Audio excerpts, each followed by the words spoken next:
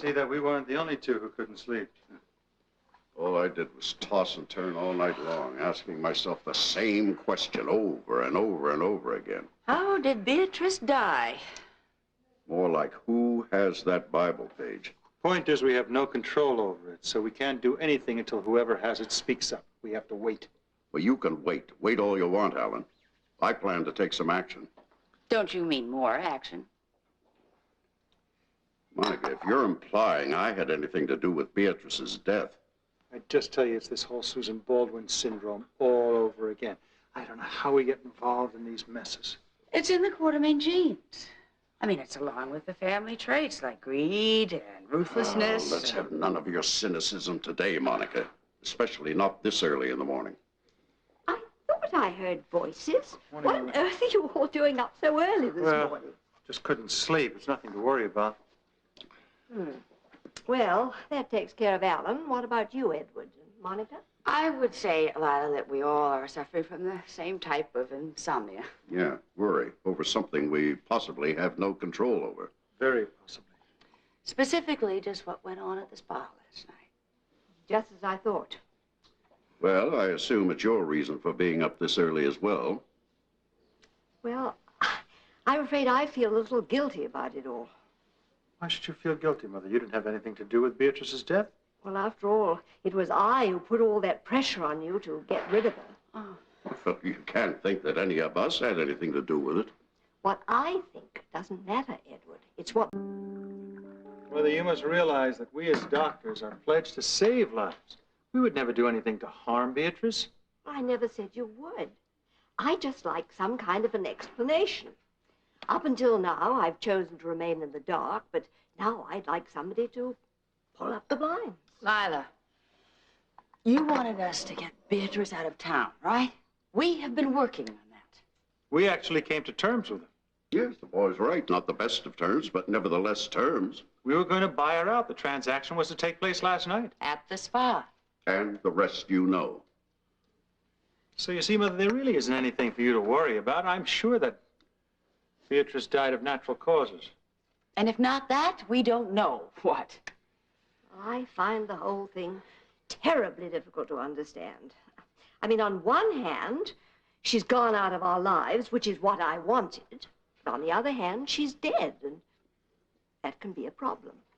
Oh, excuse me, I didn't know anyone was here. Morning, Star. That's all right, said I was coming to find you anyway.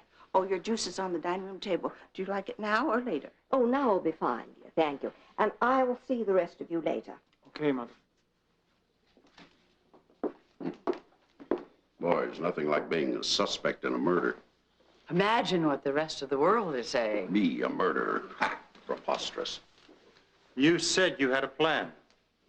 You also said that nothing and nothing would ever stop you or make you give in to Beatrice on giving her 1/3 of that estate. Not you, too.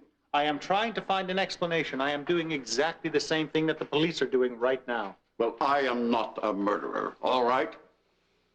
I mean, humbling as it is for me to admit it, I just don't have the guts for it. A desperate man's capable of anything, Father, and I know that for a fact because I was desperate once myself. Both of you, stop it. You are jumping to conclusions. We don't know what caused her death. I mean, for all intents and purposes, she could have died of natural causes, and then we could go ahead and celebrate in our own quiet little way. Not quite yet. Monica, you keep forgetting one very important point. The Bible page. Yes, exactly. There's no way in the world that died along with her. You can be sure it's floating around out there someplace, waiting to fall into the wrong hands. Unless it's already there. We have got to find out where it is today. Okay, where do we start? Well, at least we know that it is not in an envelope. I think it could very possibly be back at the spa. Unless she gave it to someone. Jimmy Lee. Well, it's perfectly logical. I mean, if she was looking for somebody she could trust. Well, what are we going to do? We're going to split up. You to the spa, Monica, to talk to Lorena. You to Jimmy Lee. I don't know whether that's such a good idea, Father. I mean, that kid never trusted me very much. Alan, listen, you could play on his sympathies. Remember the time that you two got drunk? Come on, I mean, he just lost his mother. He's got to be vulnerable. That aside, he's not going to turn over anything to me without any question, that's for sure. We'll offer him the same incentive that we offered to Beatrice. You know, 1/3 of the trust fund for the page. You can't What? be serious.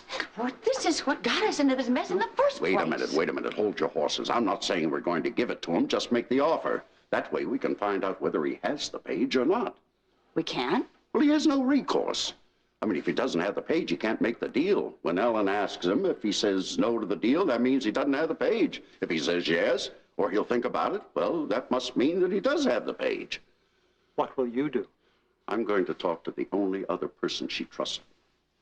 Well, I didn't think other than Jimmy Lee there was anybody else. Yeah, her lawyer, Jake Meyer. I mean, you know, there is every chance that she turned it over to him for safekeeping. Always thinking, aren't you? Well, somebody around here has to. Now, look, before this day is over, I expect some good news from at least one of you. We'll do the best we can.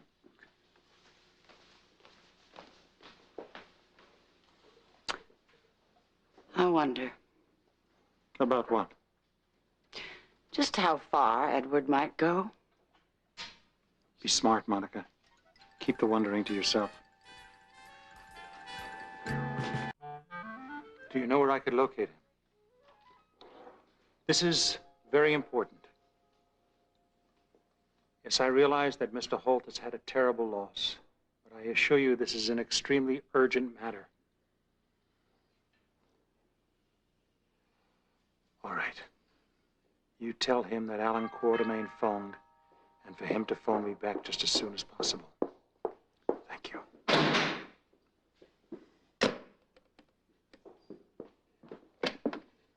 Oh, Dr. Quartermain, I'm very sorry, but Jimmy Lee insisted he see Edward. No, it's all right, Stella. It's fine. Please. Thank you. Well, Jimmy Lee, would you like to sit down, make yourself comfortable? I can get you a cup of coffee if you want. No, I'm not going to be staying that long. Is our father here? No, he left for the office about 10 minutes ago. Fine, I'll catch him later. Listen, is there something maybe that I can help you with? I doubt it. I want to see our father face to face. Let me assure you that I know what you're going through. Do you? Look, Beatrice was not one of our favorite people, but this was all a very, very big shock for all of us, and you do have our deepest sympathy. Come on, Alan. You gave that woman nothing but a hard time. I know that. That probably is very true, but, well, we're sorry for it, and I realize that apologies are very late at this time, but I just want you to know quite sincerely that we are deeply saddened by this loss of yours. Well, now I've got your deepest sympathy, and I've got your deepest sadness. Well, very deep, I'm touched. Jimmy Lee, why don't you really hang on for a minute, because actually I had just phoned you just now. I needed to talk to you. I phoned you at the office. You want to talk to me? Yes, it's Well, important. I've got nothing to say to you. Well, I think that you better hang around and discuss this matter with me because it's very important. Well, this sounds like business, and I'm in no mood to talk about business. I think you're going to have to talk about business now, Jimmy Lee, because this involves your mother and the deal that we made with her. It was the same deal that we made with you, where we are willing to pay 1/3 of the entire trust fund for the page out of the Bible. And even though Beatrice is gone now, we're willing to hold up our end of the agreement. Are you through?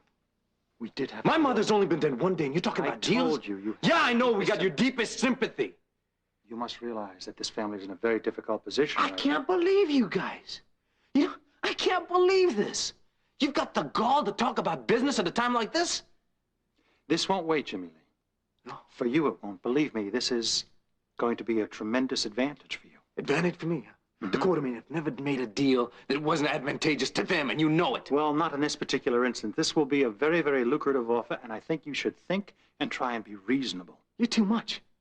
My mother's body's barely cold, and you're talking to me about deals. You showed up on this doorstep. Look, the only thing I want right now is to get my mother a decent burial.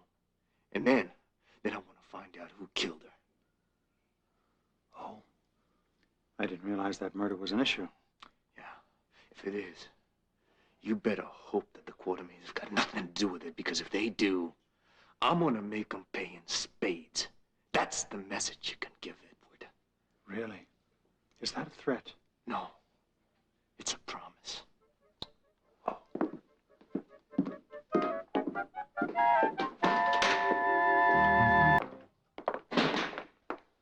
Oh, hello. I talked to Jimmy Lee, and it's as obvious that that page is as lost to him as it is to us. Said he wasn't interested in your offer. No, and he thought it was insensitive of me to bring it up. Well, come on, fellas. You got to admit, this is all a little premature. Yeah, not if he really wanted that trust fund money. He'd be knocking on our door if he had that page. Oh, Beatrice must have hidden it somewhere. Well, the only place that's left is her suite at the spa, and according to Monica, the police have cordoned it off. Right. Well, you know, there's always the chance that she could have had it on her person. I mean, someplace other than that bag she had with her. You know, considering the fact that the deadline was 10 o'clock at night, that's more than likely. Well, if that's true, then the police have the page. Oh, come on. I didn't even want to think about that. Well, why not? Oh. That's not necessarily so bad. It Oh. could be the safest place in the world for it. I don't understand. Well, you know, Scorpio's a pretty decent man. He's about as decent as they come. At least we know he's not going to use it to harm us.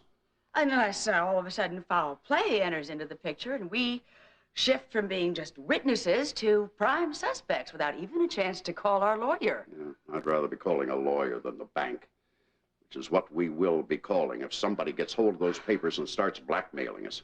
Besides Jimmy Lee, Edward, who would want to do that? Oh, good Lord, Monica, this town is full of them. You mean blackmailers? No, I mean opportunists.